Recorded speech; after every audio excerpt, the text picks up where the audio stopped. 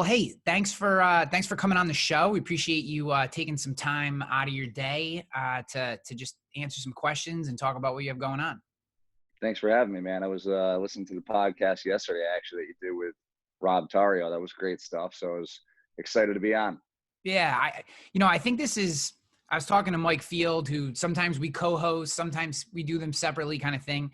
And really, the whole deal is just to get the stories out of business professionals of all shapes and sizes from the area, just to connect people. Maybe you haven't heard of somebody or never had a chance to really get to know someone who maybe you have heard of, and I just think we have so many incredible people, and it's nice to hear their stories. So that's why I wanted to have you on. I mean, we've gotten to know each other through me starting to work out at OTF and just kind of playing in some of the same circles. Our kids go to St. Pius together. So, and I have a lot of respect for what you do. So why don't you just kind of, for anyone who hasn't had a chance to meet you or heard your name, just break down for the audience a little bit what you do today. Yeah. So I'm director of operations and franchise partner at OrangeTheory Fitness. I came to Orange about 5.5 years ago now. And we started off with our very first location down in Niskayuna. And, we've had such a great team and great culture, and we've just grown very quickly. And now we have 9 locations under our leadership and over 130 teammates. So that's kind of, prior to that, I ran a big box gym back in Amsterdam, Alpen House Fitness. And I've always been in fitness and in leadership positions, no matter where I've been. And that's kind of what brought me here today. And, our studios, right now, given everything with the virus, are not open, but we're super excited. And I'm getting a ton of messages for everybody that's excited to get back to work. Yeah. The good news is, as the weather breaks a little bit, some of the stuff that you guys are doing online and the workouts that you're posting, I find it very difficult to work out in my home. But now that I can kind of go into my backyard or the driveway and do some of the stuff, I've started I was being lazy for a while. I'm getting back into it a little bit. Yeah. And that's fine too. Like, I know there's a lot of different takes on this time off everybody's got. It's okay to take a break. You've probably been exercising for a long time. I've been doing this since I was 13. So I don't beat myself up if I have to take a week off or a few days off. As long as you get back on the horse, it's not the end of the world. But Orange Theory has put together those at-home workouts that our members have really enjoyed. And I think it works for both of us. I think it makes them recognize, like, wow, I really miss the product and the workout and the culture and the community at Orange. But at the same time, it gives them a step away and gives them a chance to kind of put into play some of the techniques and exercises and intensity that we've been showing them for the past 5 years. Yeah, I miss the rowing. I've probably said this to you like every time I see you. I never thought that I would enjoy the rowing. I just, I hadn't really done it, and it looks awful. And I found it to be awful in all the good ways. Like, I get done with the rowing and, like, I am just toast. I love that. So that's because you're 6'4". You're a great rower. It's like me saying, yeah, I miss the strength training. And the endurance athlete's going to say, I missed it. Your wife probably misses some of the treadmill, but she's a beast on the treadmill. Yeah. It's funny. We just had this conversation the other day. She's like, man, I miss running at OTF. She's like, but I do not want to go run on the road. I've been running on the road. I don't mind it, but it is definitely different. So, all right. So let's get into a little bit. I had no idea that you guys had 130 teammates. From a leadership perspective, what is it? How do you handle, in general, not necessarily taking into like the current situation, because I think this is kind of very black swan, just in general, from a leadership perspective, 130 individuals. Talk to me a little bit about your philosophy on managing them, communicating with them, and I've been always very impressed with the professionalism. I mean, it is consistent. It's crisp. You're getting the product feels like what you're getting when you're walking in. It's not, oh, geez, this person is teaching. I'm not interested. It is, regardless of who's there, it's snappy, and that to me, it feels difficult to me to get everyone online. So I'm super interested in how you're able to do that. Yeah, I think I'd love to take like all the credit for that, but a lot of that is at each studio we put into place like studio managers and head coaches, and it's all about hiring the right people. And when I look to hire team leaders in particular, we're looking for people with good character, integrity, but also I like to have, on top of all the stuff of, knowing strength training and exercise and experience, but people with good personality, people that are gonna, when you walk into the lobby there, it's just second nature for them to start a conversation, start chatting with you, and just kind of creating this level of engagement while maintaining professionalism. Hmm. So we have really good team leaders at all of our studios, and I've learned a lot about leadership in the past year and a half, because we've acquired studios all the way out in Western New York, and thank God for Zoom and all these different conference calling things, apps that we can use now. And because I'm a belly button to belly button leadership guy, I like to be right in front of people and show them who I am through what I do on a daily basis. So I've learned a lot about managing people from 5 hours away, and so thank God for this stuff. But to think back to people 10 years ago who, phone calls and emails, like, how do you really show somebody who you are through that? And I give them a lot of credit, the leaders of 10, 20 years ago. And I just find that interesting that they were able to do that, because it's been a struggle, but all the way out 5 hours away, you drive all the way out there, and you want to bring the energy to these people, and bring all the different techniques, from sales to engagement to lead generation, but also the fitness side of things. And we've managed to do that, and that's something that I'm proud of.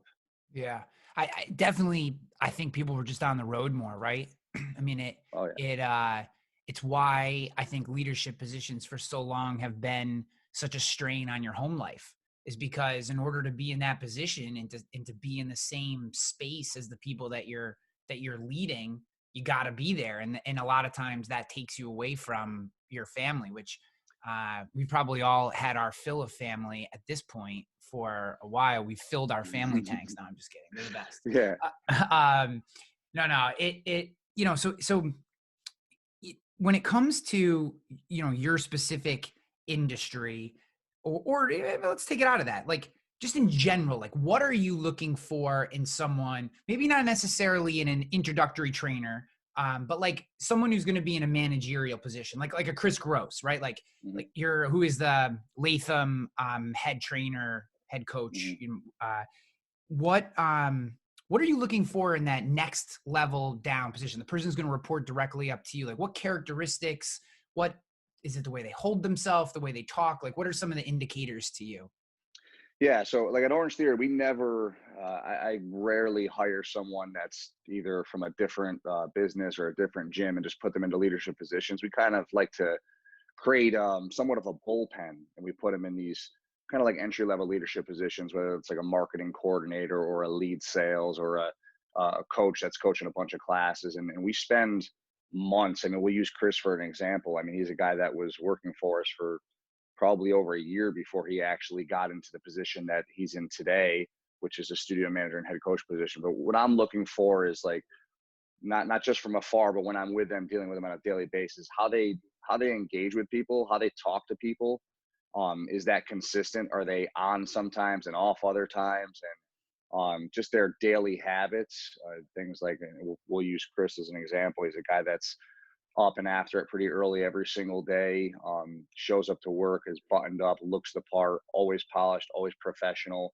And that's just about the same thing we're seeing in all of our managers and coaches and people in leadership positions. So, I mean, anybody can turn it on for a month or 2 months or even 6 months. But when you watch somebody do that for over a year, that's when you know that person's ready for the next step. So we don't just pick anybody out of the hat and say, we're going to give you a shot at leading a studio that does, a couple $1 million in revenue a year. So Yeah, no, I mean, and then really, it's such a having a brief experience in the fitness industry as well. It's such an like, each experience plays a major role in that client's perception of the facility, right? Like it really is. If you have a bad workout or something, just not necessarily a bad workout, but something about the workout is wrong, right? Like, you feel like you weren't talked to the right way, or the gym is overly, dirty, or something like that can really, like, someone can go from very high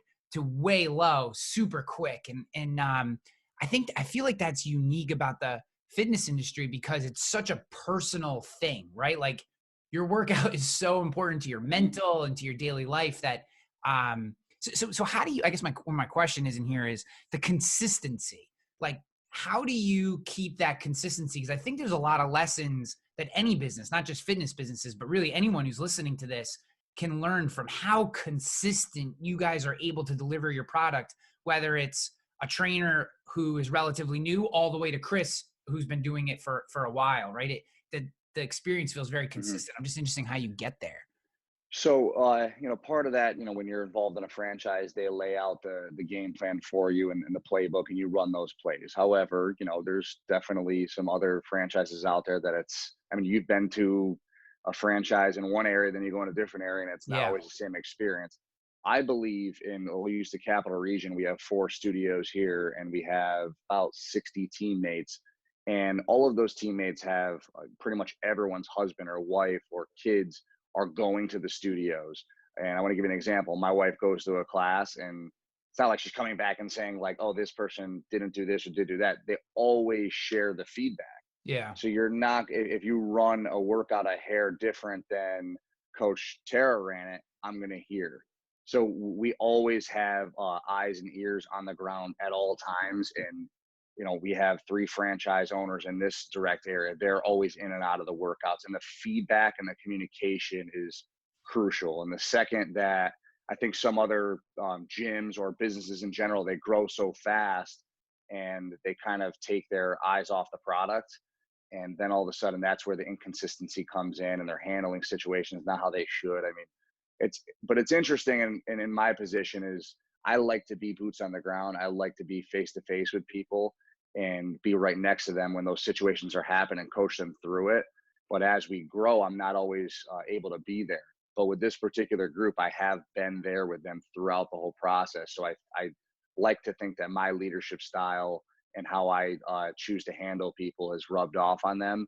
And I don't, knock on wood, I don't think that we've had a ton of like, we haven't had a ton of poor reviews at all. And how we handle rough situations is crucial. And when you're in fitness, listen, if somebody doesn't use their membership for 2 3 months and then they want to cancel, that's always a hard conversation. I mean, we deal with it. If we're using suddenly we're not using a service and we're paying a monthly fee, it's like you feel like it's just that you're not being treated fairly. So we are handling those situations and keeping people happy. And man, that is a craft that goes far beyond, squats and push-ups and sit-ups. Yeah.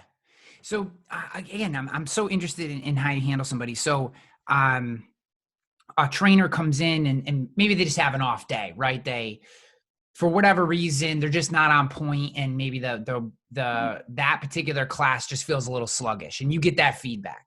How do you approach that person in a way? How do you give them that feedback without them getting defensive or feeling like you're attacking them? I think a lot of leaders struggle with giving feedback in a productive way, and being that you have so many people and you've probably had to do this a few times, I'm interested in how you handle that.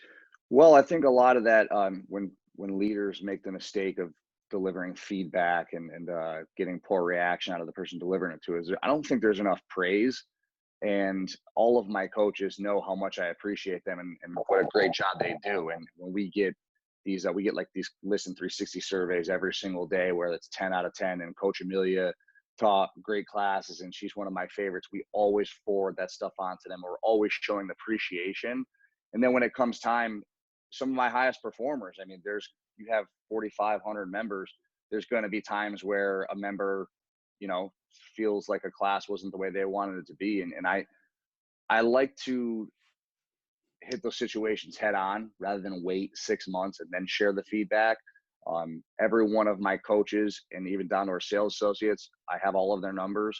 I contact them frequently, and probably 98% of the company knows me on a level of like, we're in each other's DMs, we're calling each other, we have Yeah. such great relationships. So when it comes time for me to share feedback with them, they know it's coming from the right place. Yeah. And ultimately, we all understand what the vision is. So I think that kind of caps it off, where people that don't know the direction of the company that they're going in, they don't really get it. When you share feedback, it's like, why me? Well, why don't you talk to this person? We're all on board. We all know the goals. We all know how many studios we want to open and how many teammates we want to have and how many members we want to have. So we're all kind of driving on the same road rather than, some people are doing their own thing. It's all about Orange Theory. It's not about Mike Altieri. It's not about Tara DeRuve or Chris Gross, or we all have the same vision. So Yeah. So what I hear, if it's fair, if I'm going to surmise that, it's you have set the groundwork before you ever deliver any kind of constructive feedback,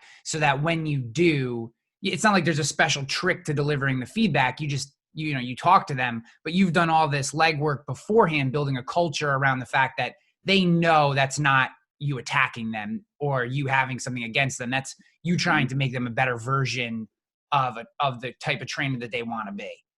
Absolutely. And again, it's always about the product that we're delivering, and it's Yeah. always about the brand. It's never about the individual. When you make it about the individual, people take it personal. Yeah. Okay. So if we have a 60-minute workout and the workout didn't end on the right time, it's not really about them. It's about, this is why the workout runs for 60 minutes. Because if you run a class for 52 minutes, there's going to be a problem. The next person who takes your class is going to feel like, your class is shorter than the other person's class. That's dumbing it down to a small level, but Yeah. everyone's always in line with the vision. So when I share feedback with people, it's always received pretty well. Yeah. So where do you see in general, just and this can be as broad or as kind of low level as you want to go, but from your position and having been part of other fitness being a big part of your life, being part of other Mhm. fitness organizations, and now being part of OTF for 5.5 years, the boutique, if we want to call it that, kind of studio class movement has taken place over the last 10 years. Like, where do you see this continuing to go? Do you see more concepts? Do you see fewer concepts coming out? Like do you see bigger classes, smaller classes? Like, how do you see it evolving, or do you think it's just kind of always new things?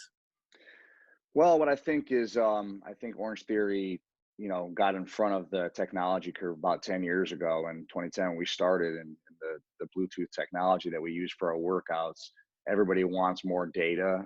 They want to know, we're all high performers. We want to know exactly what the results of each workout are. And not to say that you can't get a good hit workout elsewhere, because there's a lot of good opportunities, especially in the capital region.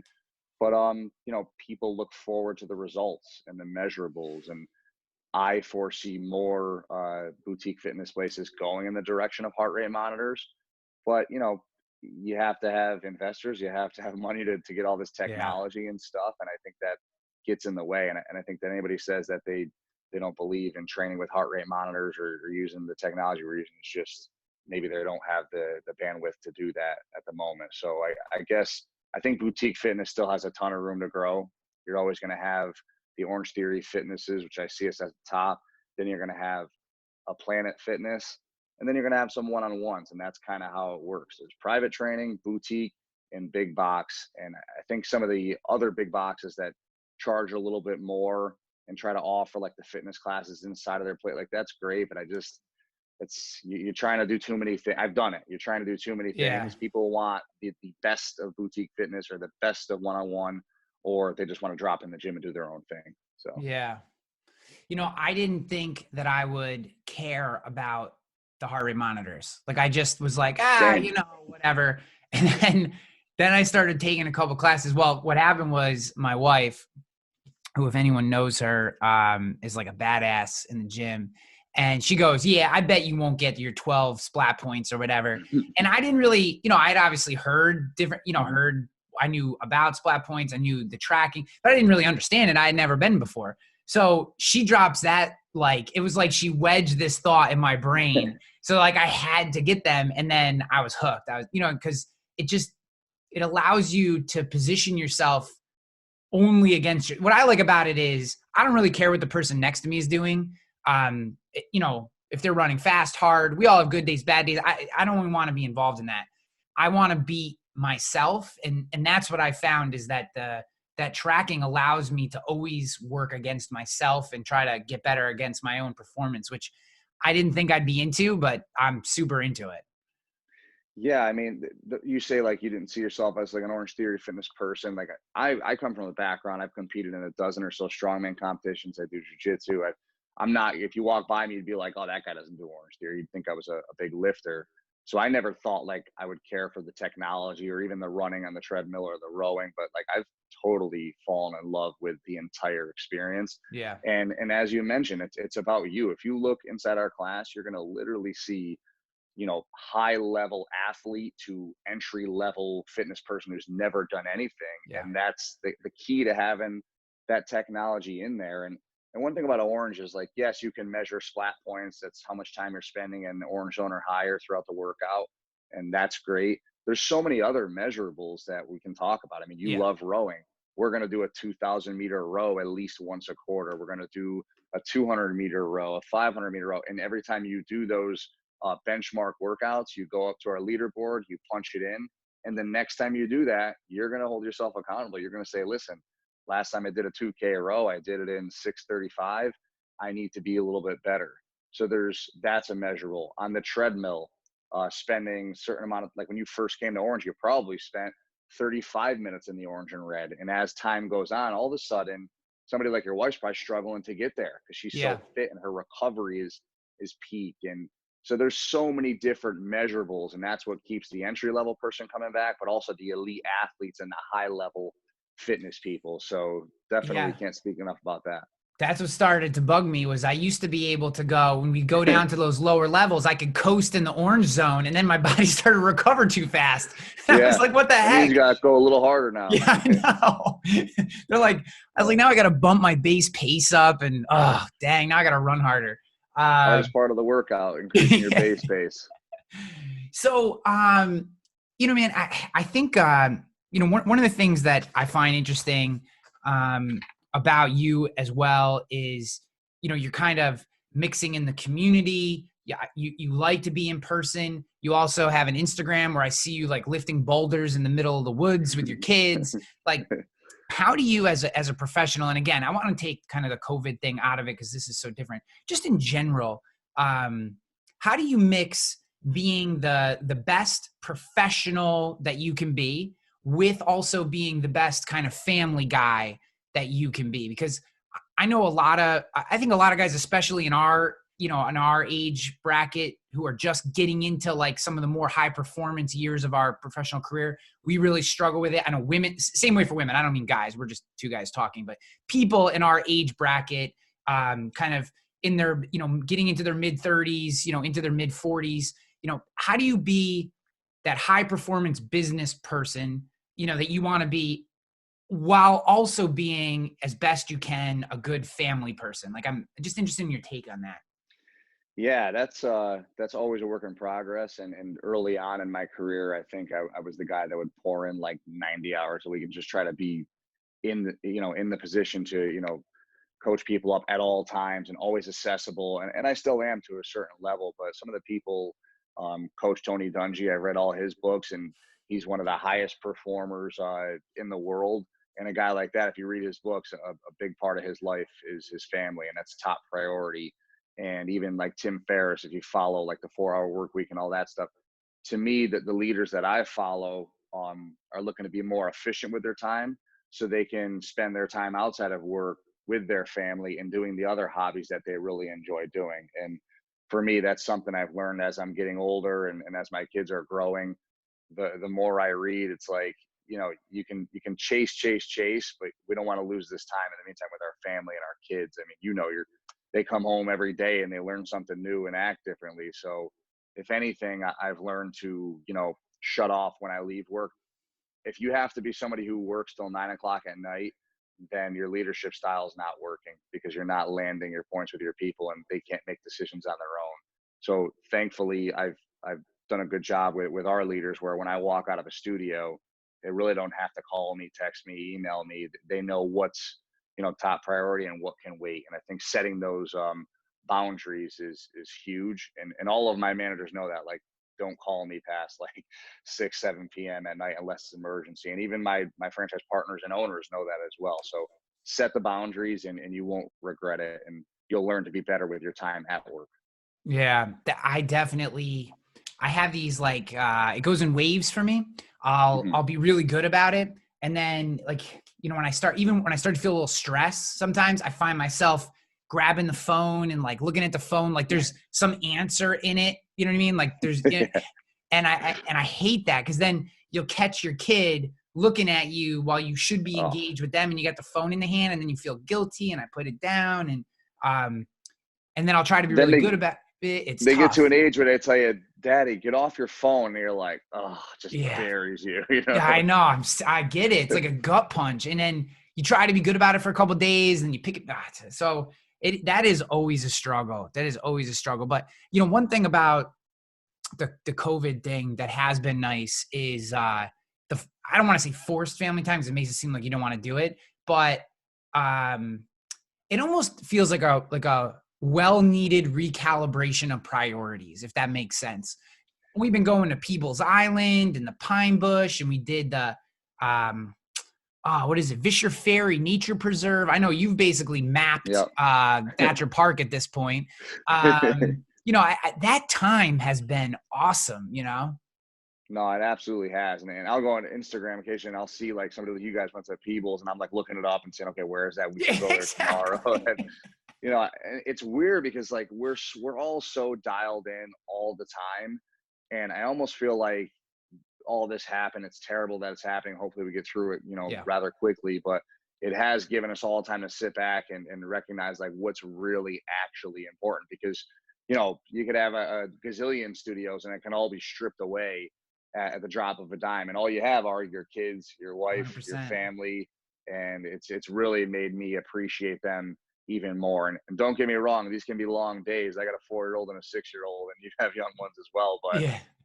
definitely, I think it was much needed time for me to sit back and spend a couple months of just being with my kids every single day. We'll never get this opportunity. Hopefully, we'll never get this opportunity again, whether it be not being able to go to work or some people's cases, sickness. But this is a great opportunity for us to spend a lot of time with our family. Yeah, the word that my wife and I have been trying to use around the house is appreciation. Having Absolutely. appreciation for the fact that so far our immediate circle has not been directly impacted. I have some kind of extension. Unfortunately, some people in my extended network have been impacted, and obviously we pray for them. But uh, and just it's like recalibrating your appreciation for what you have and how quickly something like an illness could take so much away from you, whether it's a loved one or other stuff. So I do think, and I hope that one, I hope we're never locked in our homes again, just in general. Yeah. But I do hope that some of the habits that this time has formed, um, specifically around the family structure, I hope we continue them. I do like that instead of like voyeuring what new pair of kicks or something someone has, I'm now voyeuring what nature preserve someone's walking Same, in. man. Yeah. It's No, really, that's definitely great stuff, man. I really appreciate. I'm not even an outdoors like I'm not the kind to go hiking, and a lot of my buddies will bust on me because they'll send me invites to these big hikes, and I've declined them in the past, but now I'm like, this is a lot of fun. You get out there and it's peaceful, and I yeah. think that's what I've needed because I've been in the trenches hustling for quite some time now, and this has been I think I needed my world to slow down a little bit more so I can focus on what's really important. And my wife and your wife is likely the same. Is she always keeps me in check. So if I am spending too much time on my phone, she tells me immediately. If I'm not Yeah. checking out of work or if my attitude is carrying over, maybe I have a rough day and I come home, like she's very in tune with that and she is very vocal about it. So I really appreciate the accountability I get out of my wife. Yeah, that's why having a good partner is so important. Crucial. Mine is the same. My wife is the same. Hmm. So, dude, I want to be respectful of your time. I appreciate as much as you've given us. I think this has been a tremendous discussion. And once things get up and rocking and rolling again, I'd love to have you back on the show. Let people know, like, if someone's listening to this and they're like, man, I'd love to connect with this guy and just be in his space a little bit. Like, what are the best places for people to get at you? You can find me on Instagram, Mikey Altieri Senior, and I'll put my email out there, maltieri@orangetheoryfitness.com. I love building relationships and connecting with people, and I've had the opportunity to learn from so many different people, and I'll continue to do that and ask a lot of questions. And it's funny you're asking me the questions. Anybody who knows me, when I go out to dinner with people, I bring a deck of cards.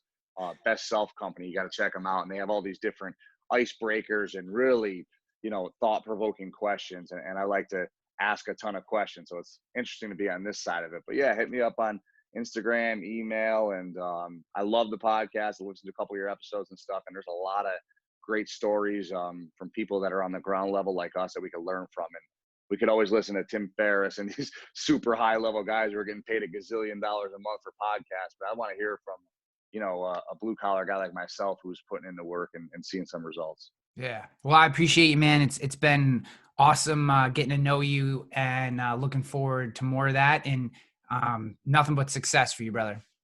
Thanks a lot. Appreciate it. And best of luck with the podcast. And hopefully we're back to Orange Theory sooner than later. Oh, yeah, hopefully.